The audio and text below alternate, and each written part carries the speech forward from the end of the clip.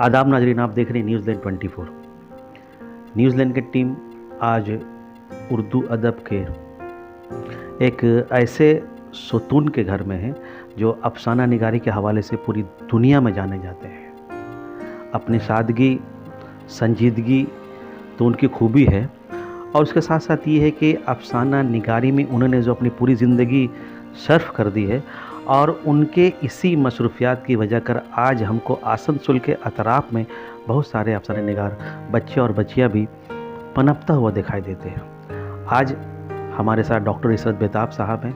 आइए उनसे मुलाकात करते हैं और ये जानने की कोशिश करते हैं कि अफसाना निगारे की मुस्तकबिल क्या है, और उन्होंने जो इतनी लंबी सफ़र तय की, आज उनके अफसानों को बरसगीर में भी पढ़ी जाती है, इनके पीछे क्या कुर्बानियाँ थी। Sir, first of all welcome in our channel. आपने अपनी अफसानवी ज़िंदगी का आगाज़ कब किया था और कैसे किया था?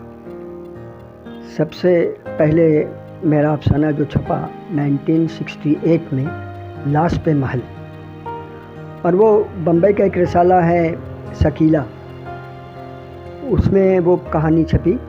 और वो कहानी आज भी लोग पढ़ने पर मजबूर हैं, इसलिए कि भागलपुर के एक राइटर हैं, उन्होंने पहली कहानियों का इंतखाब शाया किया है, उसमें मेरी पहली कहानी भी शामिल है। ये खुशी की बात है। ये कहानी कब छपी थी सर? 1968। सर, आपकी तालीम और तरबियत और परवरिश कहाँ हुई? मैं गोद में ही आसनसोल आ गया। पैदाइश तो हमारी शेखपुरा मुंगेर में हुई, लेकिन तलाश मास में दादा कोलेरी के ठेकेदार थे, यहाँ चले आए, तो मैं डेग डेग चलना यहीं सीखा।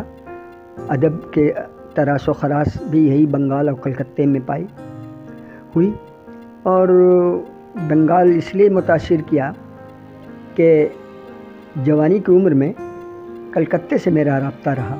कलकत्ते के उस्ताद मोहतरम जनाब शाह मकबूल अहमद हुए, जनाब ज़फ़र उगानवी हुए, जनाब जावेद निहाल हुए। इन लोगों की कुर्बत ने मुझे अफसाने से बहुत करीब कर दिया। ख़ुसूसन आसनसोल में अफसाना निगारी की इब्तदा जो होती है, हमारे उस्ताद मोहतरम जनाब नज़ीर अहमद यूसुफ़ी पहले अफसाना निगार हैं इस शहर के, जिन्होंने अफसाने लिखे। उनके अफसाने अखबारों और रिसालों में पढ़कर मुझे भी ख्वाहिश हो गई, और मैं इस तरफ राग़िब हुआ, और फिर कलकत्ते के उदबा और शुरा की शमूलियत से या मुआवनत से, मोहब्बत से मैंने अफसाने को अपना। अब तक कितनी किताबें आपके मंजराम पर आ चुकी हैं? 8 तो हमारे अफसानों का इंतखाब है, और 9 कम से कम तनकीदी किताबें हैं। एक अफसानों का मजमुआ भी है। वो अलावा इसके मेरे ऊपर जो किताबें लिखी गई वो कम से कम 12 हो गई हैं किताबें। तो इस तरह कुल टोटल 26 किताबें हैं। अभी 3 किताबें और जा रही हैं, तरतीब में है। वो 2 मेरी बच्चियों का है, स्टूडेंट का है, और 2 हमारी किताबें हैं। सर, आपके तो बहुत सारे अफसाने हैं, लेकिन ऐसा अफसाना जो आपको लगता हो कि वाकई बहुत अच्छा अफसाना? एक अफसाना जिसको हम अभी भी तन्हाई में पढ़ते हैं, सिस्टर है। सिस्टर बोलते हैं जनरली नर्स को, लेकिन यहाँ बहन से भी मिसाल दे सकते हैं हम, कि एक आध उम्र का अदबैस मर्द से एक नौखेज़ बच्ची की शादी हो जाती है। वो बच्ची जिस कसम पुरसी की ज़िंदगी गुजारती है, किसी से बयान नहीं कर सकती, तो अपनी एक सहेली को ख़त लिखती है। उस ख़त में अपने दर्द को बयान करती है कि तुम तो बड़े मज़े में हो, फलां सऊदिया चली गई हो और सऊदिया में तुम्हारा शहंशाहियत है, लेकिन यहाँ हम बड़ी कसम पुरसी की ज़िंदगी गुजार रहे हैं कि हम जहाँ ब्याहे गए, मैं तो गांव की रहने वाली, लेकिन यहाँ जो ब्याहे गए तो यहाँ बिल्कुल अजीब सा माहौल है, और मैं यहाँ यूँ समझो कि मैं अपनी ज़िंदगी एक सिस्टर की हैसियत से गुजार रही हूँ, इसीलिए कि मुझे उनको वक्त पर दवा देना है, वक्त पर उनको उठाना और बैठाना है। मेरी खिदमत जो है एक सिस्टर की तरह होकर रह गई है। یہ افسانے نے آپ کو بہت متاثر کیا؟ اچھا سر، آپ کی بات کی جائے، یہ حقیقت ہے کہ آپ کے افسانے کو ہم لوگ دیکھتے ہیں کہ ایک نیا کینوس آپ دیتے ہیں، اور اس کے ساتھ ساتھ یہ ہے کہ کہیں نہ کہیں درد کو اور آنسو کو پوچھنے کا کام کرتے ہیں. آپ کو ہم لوگوں نے دیکھا کہ مغرب بنگال کی ممتا بنرجی نے بھی آپ کو ایوارڈ دیا اور جوتی باسو نے بھی ایوارڈ دیا. اب تک کل کتنے ایوارڈ آپ کو مل چکے ہیں؟ ان گنت ہے، کم از کم جتنی کتابیں ہیں اتنے ایوارڈ ہیں. سبھی کتابوں پر ایوارڈ ملا ہے، اور بعض کتابیں تو کونسل نے چھاپا ہے فنانس کر کے، بعض بنگال اردو اکیڈمی نے کتاب چھاپی ہے، اور قریب قریب سبھی کتابوں پر کچھ نہ کچھ انعامات ملے ہیں. سب سے پہلا ایوارڈ ریت پر اگا ہوا گلاب پہ ملا تھا، اور اس کتاب پر میر اکیڈمی سے بھی، لکھنؤ سے بھی ایوارڈ ملا تھا، میر ایوارڈ. تو بنگال اکیڈمی نے بھی اس کتاب پر ایوارڈ دیا. اس کے علاوہ میری 4-5 کتابوں پر بنگال اکیڈمی نے اولیت کا صحرا باندھا ہے. انعاموں میں سب سے پہلا فہرست رہا ہے، تو یہ میرے لیے اعزاز کی بات ہے. سر، اور آپ کے تعلق سے یہ بات یہ کہی جاتی ہے کہ اردو کی اگر بات کی جائے تو کہا جاتا ہے کہ اردو ایک ایسا فیلڈ ہے جہاں کوئی کسی کو ماننے کو تیار نہیں ہے. یہاں عصبیت پرست یا پھر انا ایک معنی رکھتا ہے. لیکن آپ کی سرپرستی میں ہم لوگوں نے دیکھا کہ نئی نسل نے بہت استفادہ حاصل کیا، اور غالباً آپ کے بہت سارے شاگرد یا شاگردہ ہیں، وہ بھی اب افسانہ نگاری کر رہے ہیں. یہ سلیقہ کہاں سے آیا آپ کو کہ نئی نسلوں کو بھی اب اس جانب راغب کرنا چاہیے؟ اصل یہ ہے کہ میں جب ڈھلتی عمر میں قدم رکھا تو یہ احساس ہوا کہ میرے بعد ہمارے علاقے میں افسانہ نگار کہاں رہیں گے.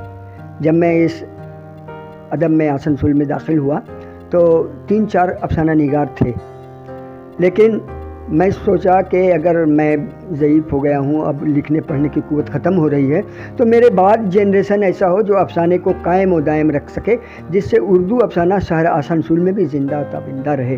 اسی غرض سے میں نے اسٹوڈنٹ کو راغب کیا، کتابیں دے کر، رسالے دے کر کہ یہ پڑھو، اس پر کچھ لکھو. ابھی گزشتہ دنوں 2 کتاب آئی میرے پاس، دونوں کتاب اپنے اسٹوڈنٹ کو دیا، دونوں اس پر تبصرہ کر دی، اور تبصرہ مختلف رسالوں میں چھپی ہوئی ہے، چیزیں چھپ گئیں تو لوگوں نے بہت تعریف کیا اس بچی کی. تو یہ بچوں کو کیریج کرنے کی قوت ہے، یہ کہ ہم کتابیں دیں، اس پر لکھیں، میں دیکھ لوں، پھر وہ رسالے میں جائے، وہ کتاب چھپے، تو جو جن لوگوں نے کتاب بھیجی ہے وہ بھی خوش ہو گئے، وہ بھی اس بچی سے متعارف ہوئے. اور اس طرح ادب کو پھلتے پھولتے دیکھنا چاہ رہا ہوں میں اپنی زندگی میں. اسی لیے میرے بعد بھی کم از کم 5 افسانہ نگار خواتین ہیں جو افسانے لکھ رہی ہیں. یہ تو بہت اچھی بات ہے. اچھا، جو نئے افسانہ نگار ہیں، جو نئے لکھنے والے ہیں، ان کے لیے کیا میسیج ہے؟ وہ اپنی زندگی کو اور کیسے اچھا بنا سکتے ہیں؟ بہت اچھا سوال ہے. ایک بچی ہے میرے پاس جو اینکر ہے، نیوز پڑھتی ہے آپ لوگوں کے ڈپارٹمنٹ سے.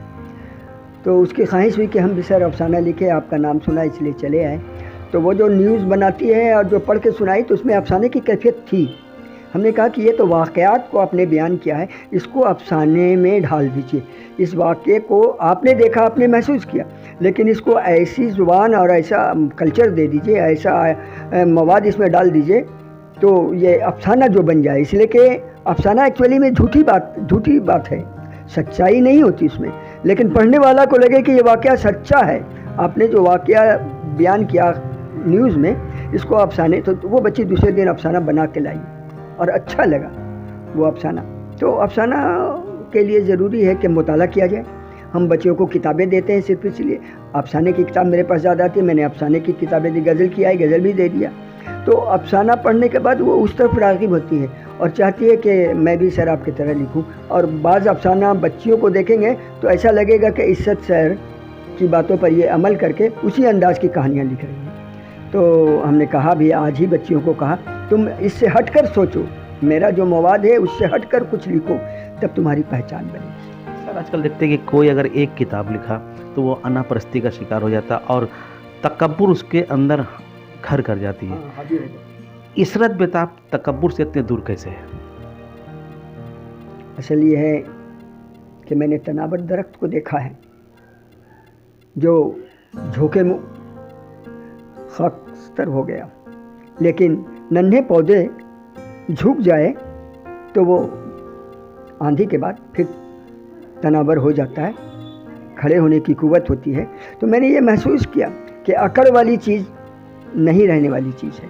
اس لیے نرم گوشہ اپنایا، نرمی سے بات کرتے ہیں اور نرم لہجے سے بچیوں کو سمجھاتے ہیں تاکہ وہ नरमी को अपना पेशा बना ले और शुक्र अदा करे अल्लाह का कि तुमको कलम की कुव्वत दी है, तुम लिखोगे और ये शुक्र अदा करोगे तभी कुछ लिख सकोगे, वरना तुम खुद सोच लोगे कि हम तो बहुत कुछ जानते हैं, लिख सकते हैं, तो कतई नहीं होगा। अल्लाह के हवाले से लिखो, अल्लाह को समझो कि अल्लाह मेरी मदद करेगा तो वो अफसाना आपका अफसाना हो जाएगा। अफसाने में भी अल्लाह की बयान होनी चाहिए, अल्लाह की खूबी होनी चाहिए, अल्लाह की सिफत बयान होनी चाहिए। तुम्हारे अंदर जो इंसानियत है उसका उजागर करने की ज़रूरत है। सर आपकी तो पूरी उम्र दर्स व तदरीस में गुजरी है, अफसाना में गुजर रही है, लेकिन इन दिनों ये कहा जा रहा है कि उर्दू ज़बान कहीं ना कहीं तनज़ुली का शिकार है।